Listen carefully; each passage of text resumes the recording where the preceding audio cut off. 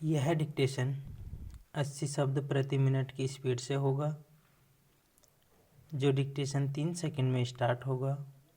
3, 2, 1 start.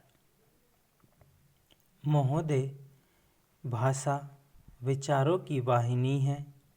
Bharat बहुभाषा भाषी एक विशाल राष्ट्र है। जब हमारी बहुत बड़ी आवश्यकता है कि भारतीय भाषाएं और निकट आएं। पिछले कुछ वर्षों में ऐसे आयोजनों की संख्या बढ़ी है जिनमें एक ही मंच पर विभिन्न भारतीय भाषाओं के लेखक व कवि उपस्थित रहते हैं।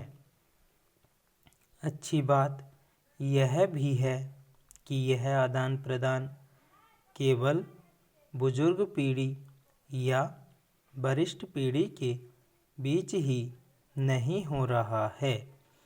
ऐसी आयोजनों में युवा पीढ़ियों के रचनाकार भी भाग ले रहे हैं। साहित्य अकादमी का तो शुरू से लक्ष्य ही यह रहा है कि भारतीय भाषाओं के बीच यथासंभव आदान प्रदान हो। अब उसके आयोजनों की संख्या भी बढ़ी है और उसमें युवा पीढ़ियों की भागीदारी भी। राष्ट्रीय पुस्तक न्यास प्रतिवर्ष नवंबर में आयोजित होने वाले पुस्तक सप्ताह के अंतर्गत विभिन्न नगरों में भारतीय भाषाओं के सम्मिलित रचना पाठ का कार्यक्रम भी रखने लगा है। राज्यों की साहित्य अकादमियाँ भी बहुभाषी कार्यक्रमों का आयोजन करने लगी हैं। भारतीय भाषाओं के बीच आदान प्रदान यूँ तो न जाने कब से चल रहा है, पर युवा पीढ़ियों के लोग भी एक दूसरे को व्यक्तिगत स्तर पर और रचना स्तर पर जान सकें, यह नई घटना है।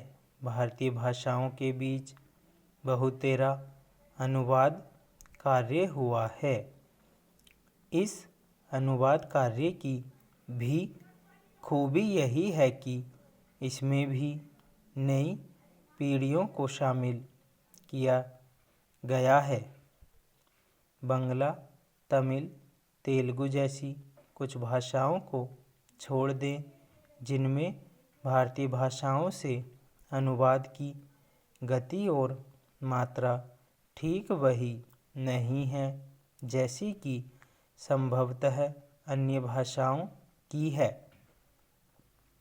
तो हम पाएंगे कि अब किसी भी भाषा में लिखने वाला सजग युवा कवि लेखक अपनी भाषा के बाहर के अखिल भारतीय परिदृश्य से कुछ तो परिचित होने ही लगा है।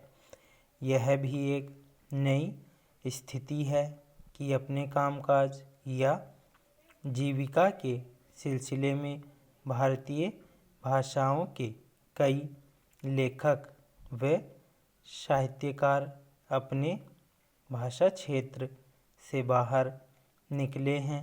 अन्य भाषाओं के साहित्यिक परिवेश से ही नहीं, सामाजिक परिवेश से भी परिचित हुए हैं। यह भी एक नया विनिमय है। मलयालम के सुविख्यात कवि के सच्चिदानंद जब से दिल्ली आए हैं, हिंदी की दुनिया से और अधिक परिचित हुए हैं।